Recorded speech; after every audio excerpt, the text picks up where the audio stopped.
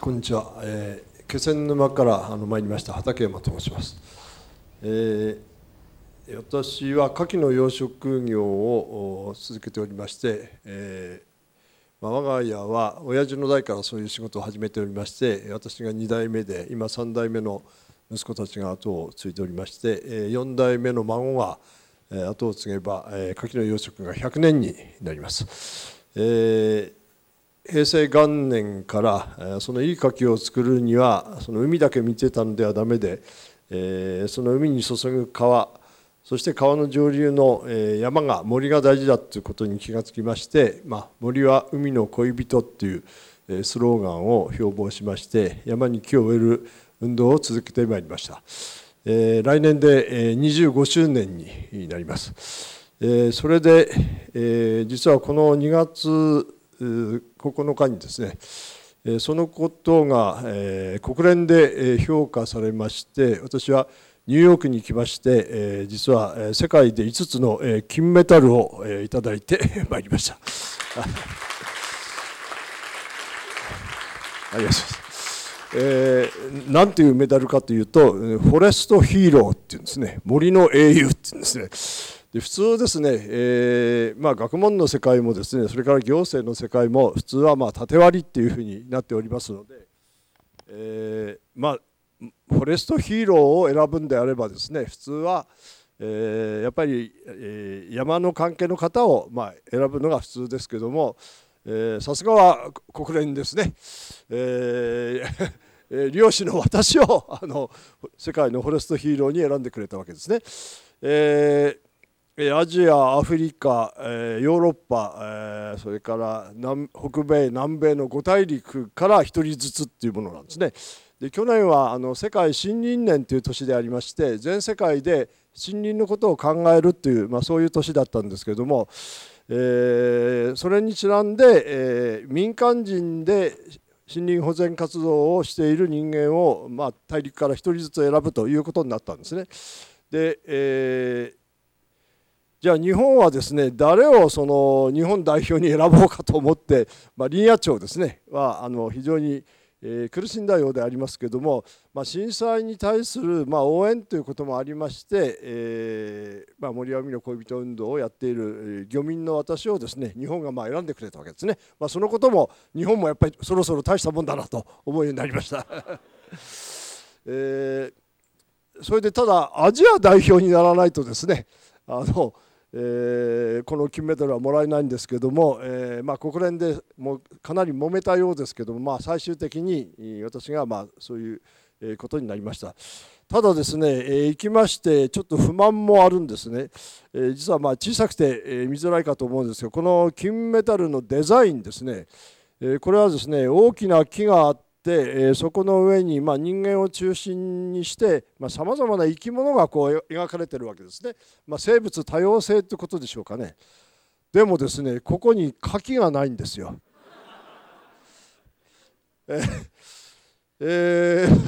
結局海の生き物は、何もここに書いてないんですね。そしたら私をその選ぶ前にこのデザインが決まっていたもんで申し訳ないというふうなことを言われましたけども、しかし世界が海と、森のことを考えるときは海のことも考えなきゃいけない。海のことを考えるときは森のことも考えなきゃいけないと、そういう時代がですね、やっとここに来たということですね。それで私はニューヨークっていうところへ初めて行ったんですけども、そこでですね、国連のもちろんそういう表彰も良かったんですけども、もっとすごいものをニューヨークで見てしまいました。というのはですね、ニューヨークへ行く前に私は「牡蠣とニューヨーク」という熱い本をですね、実は飛行機の中で読んでいきました。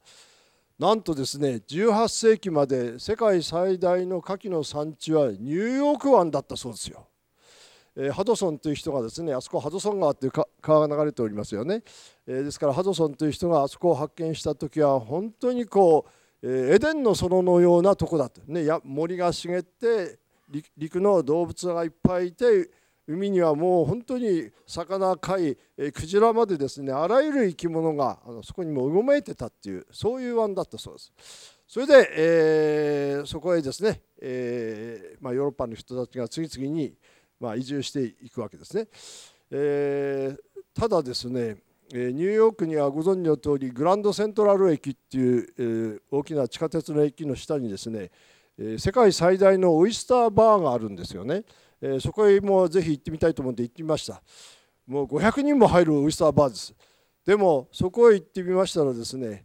ニューヨークの牡蠣は1個もないんですよ。ニューヨーク湾の牡蠣は全部遠くから集めた牡蠣だけです。で、これはちょっと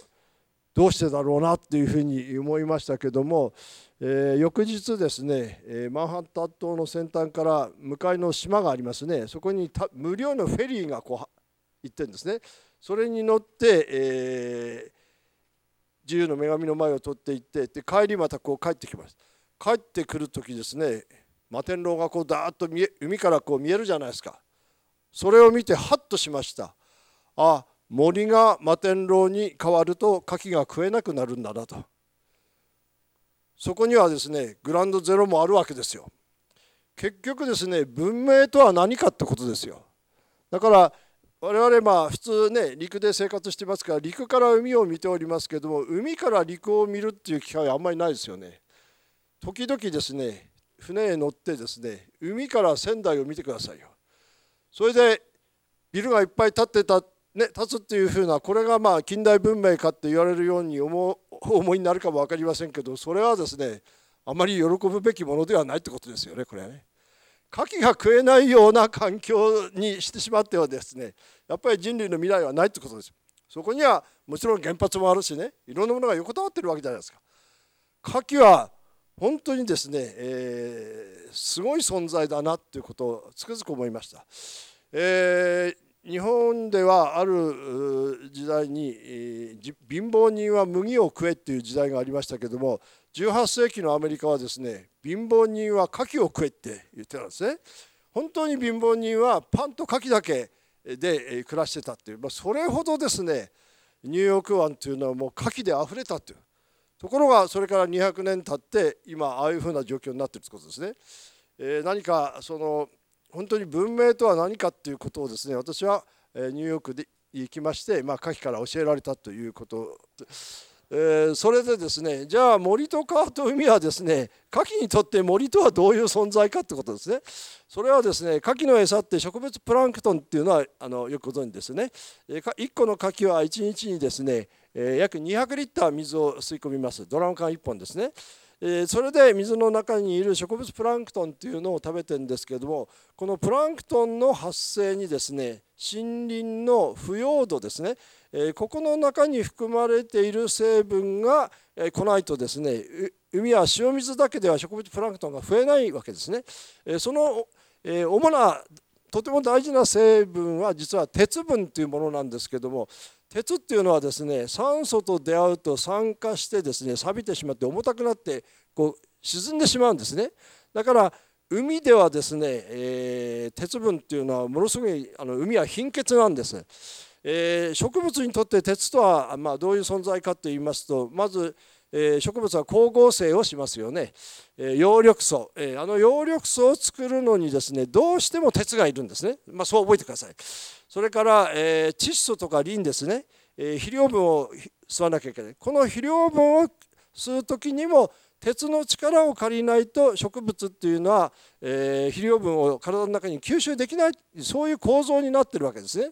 で陸の場合は土の中に鉄分が比較的多いですから、そう鉄不足っていうのは極端じゃないんですけど、先ほど言いましたように鉄っていうのは酸素と出会うと酸化しますんで、海は極端な貧血状態です。ですから川が流れている、例えば仙台湾ね、北上川が流れているここの海が、牡蠣がいっぱい取れるっていうのは、それは塩水だけで、取れてるわけじゃなくて、背景のその川と森林が大事だということ、これが森は海の恋人ということの、科学的なメカニズムですね。で鉄はじゃあ、森はですね、その酸化する鉄をどういうふうにしてるかというとですね、腐葉土がこうだんだん積もってきますよね。腐葉土が積もりますと腐ってきます。で最後にどんどん腐っていって残るのが、不眠酸っていう成分なんですけども、こういう話をすると眠くなるからね、いつも不眠酸って寝るなってところがですね、この不眠酸がもっと中にですね、最後に、残る成分が実はフルボ酸という成分なんですけども、これもなかなか覚えづらいからですね、今日奥様方もあんまりいらっしゃいますかね、古い母の酸、フルボ酸、森の中にはおばあちゃんがいると覚えてくださいね。このフルボ酸というものがですね、この水に溶けた鉄をですね、こういうふうに真綿でくるむようにくるんでくれるわけですね。そのフルボ酸に鉄がくるまれるとですね、川から海に流れてきてもこれがですね、ぷかぷか浮かんでるわけですよ。そして沈まないんですね。沈まない鉄が海の中に浮かんでるってことが重要なことなんですね。でそれがですね、植物プランクトンの近くまでそれがこう行くと、なんとこのおばあちゃんは自分の着てるものを脱ぎ捨ててですね、鉄だけプランクトンに渡してくれる役目をする、ものすごい役目をするおばあちゃんがいるんですよ。やっぱり母は偉大ですね。それでですね、それはこの身近な三陸の、石巻とかですね、松島のこと、気仙沼のことだけだと思ってたらですね、2年前にすげえことが分かったんですよ。なんと、ここの沖は、金華山の沖は世界三大漁場の三陸沖って言いますよね。小中学校では、多分先生方がですね、それは親潮と黒潮がぶつかってるからだったねというふうに説明したと思うんですけど、それを突っ込んでいくとですね、実は先生がですね、どうして親潮と黒潮がぶつかるとプランクトンがいっぱい湧いて漁場になるかという説明が実はできなくなってたんですよ。この鉄の知識がなかったからですよね。なんとですね、三陸の沖に鉄を供給しているのはどこからこれが供給されているかというとですね、一つは中国大陸からやってくる黄砂が一つあるということは分かったんですけども、黄砂が来る前にプランクトンが湧いてたんですね。これがどこから来ているかといいますと、ロシアと中国の国境を流れているアムール川の大森林の中で作られるフルボ酸鉄がですね、オホーツク海を縦断して千島列島の間を通って三陸沖まで届いてるってことが分かったわけですよ。私を国連がフォレストヒーローにした理由が分かりましたね。森は海の恋人の世界がですね、地球的な規模で実は広がってるってことなんですよ。そうするとね、仙台の方々がですね、笹かまぼこの名物でどうだって言ってて、笹かまぼこってタラで作るじゃないですか。仙台の名物を笹かまぼこがこれからもですね、ずっと、そういうふうにしたいならばですね、なんとロシアと中国の国境を流れているアムール川流域の環境を守らなければ、仙台の笹かまぼこは駅に売っても売ってないと、お寿司も食べられないと。それじゃあもう東北の仙台の魅力はですね、全くなくなるじゃないですか。東北大学も何をやってるかってことですよね。うちの息子も一人卒業生もいるんですけども、ですから私たちの視野はですね、日本という国は太平洋側はアムール川流域の森林を守らなきゃいけない。それから、東シナ海と、日本海ですね、これは中国大陸を流れている揚子江の恵みなんですよ。これをね、ちゃんと頭の中に叩き込んで、そして日本という国のですね、グランドデザインを考えなきゃいけない。そういうことをですね、夏季がちゃんと教えてくれてるわけですね。東北大学の先生に、教授に夏季を私は推薦いたします。ということで、今日は私の話は終わらせていただきます。ありがとうございました。